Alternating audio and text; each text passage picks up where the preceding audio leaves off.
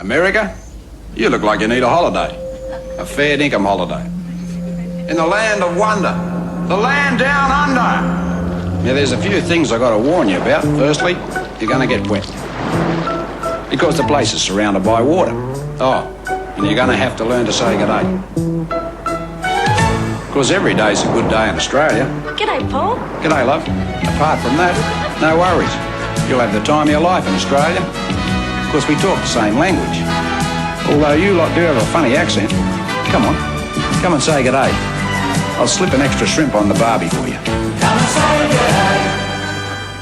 Invasion, First Strike, Extra, featuring material from DC Comics' holiday 1988 cover dated Power of the Atom number 7, The Story Behind Enemy Lines, by Roger Stern, Graham Nolan, K.S. Wilson, and more. Kronos broke off hostilities with the Atom to address the greater menace of thinly veiled Yellow Peril Fu Manchu ETs crossing the border into Australia? So it's definitely 1988, the year Wolverine was both the Shrimp and the Barbie. Welcome her. Wait, she's not joining the X-Men, is she? She's just a kid. Kronos had popped in a VHS tape to record the Dominators and Khunds, demanding Earth imprison its metahuman population. And if I recall correctly, Invasion was where the term metahuman got popularized at DC Comics. There's also footage of the alien alliance surrounding the Earth with an armada of battleships. So Kronos tries to get Atom into shaking on a truce. Ray leaves Clinton hanging on account of that whole numerous murder attempts rap, which really puts Clinton out. Honestly, I think Kronos wanted his value acknowledged, and to maybe even form a friendship with the Atom. Or else why keep making excuses for not just killing him when he had the chance? Ray Palmer is just not a forgive and forget kind of dude. And once he decides you're not worth messing with, he ain't gonna. In one of those Simpsons predicted the future moments, when the Atom uses the branded phone of future DC overlords, that's AT&T. reach out and touch an Australian. Actually, there's aliens working the old-timey switchboards like Ernestine going, One really dingy.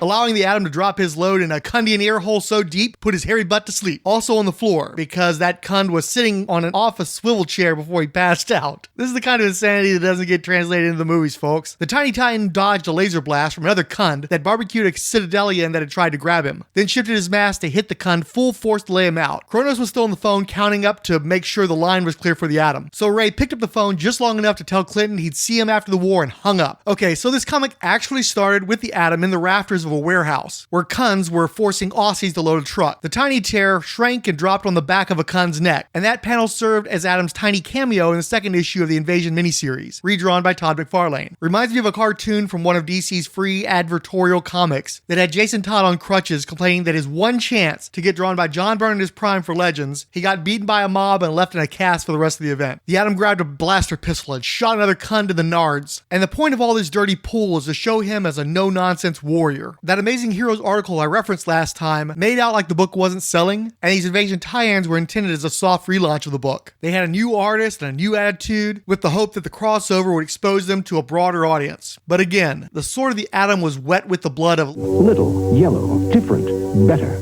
aliens. Why are these cut-rate Klingons getting kid gloves with little Tweety birds circling the head of that dude who Atom gave that bop?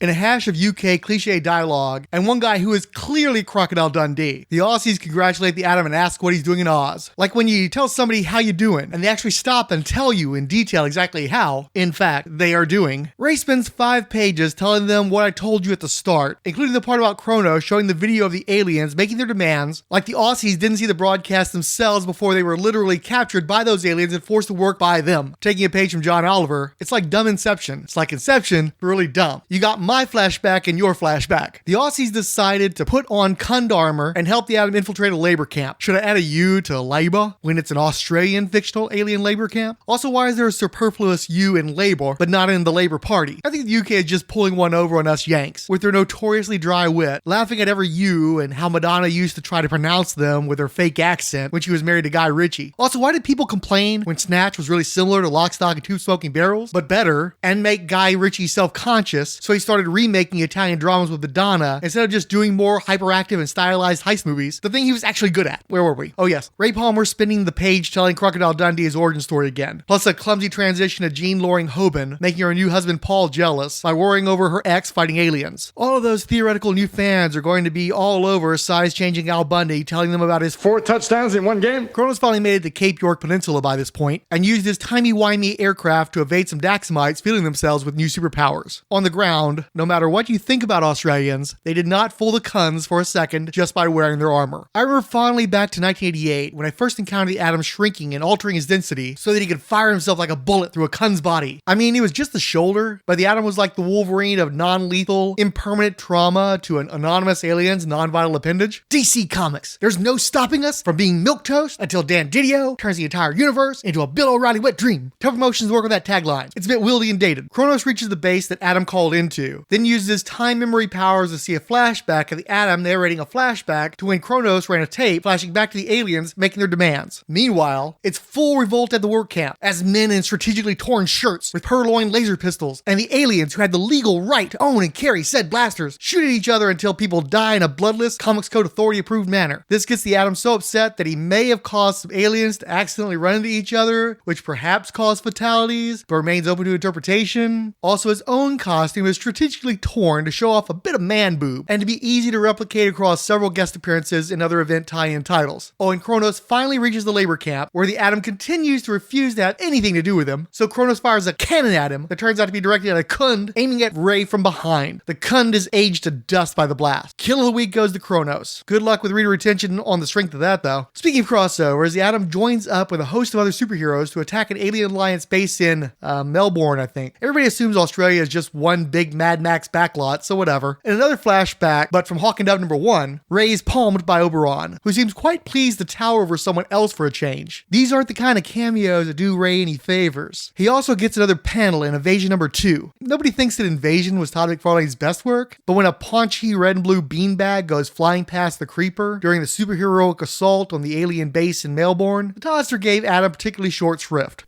I'll get you yet!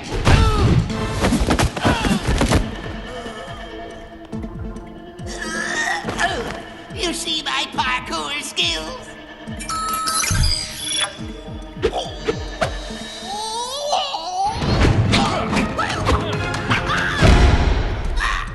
Almost got me that side. Pew, pew, pew, pew. Pals of the Atom include Baby Skeletor, Chris at Hey Hey Mr. A, Chris Dunford, Chris Lydon, Collected Edition, Dave's Comic Heroes blog, DC in the 80s, Doc Strange, Ed Moore, Fantastiverse, Firestorm Fan, Green Lantern HG I'll Be the Light in the Dark, Iowa's Joe Crawford, Jeffrey Brown, Jim Imbruglia, King Dinosaur, Marcus Brandino, MB, Sarah Fett, Tim Price the Podcrasher, Wilfredo Rosario, and Xenozoic Xenophiles. Plus Mac threw up a post on Facebook to which Debache replied, I remember this series being a lot of fun. I'll have to give it another look after I finish rereading the Gruenwald Cap run, the 11-ish year run. The preceding Atom-related program is a non-profit fan production. Any copyrighted materials contained therein are believed borrowed under fair use with no copyright infringement intended. Please feel free to leave comments either on the Power of the Atom blog or at Rolled Spine's Productions WordPress blog. You can also send us Twitter comments through Commander Blanks, my personal account, or through the Rolled Spine Podcast's Twitter. Thank you for listening.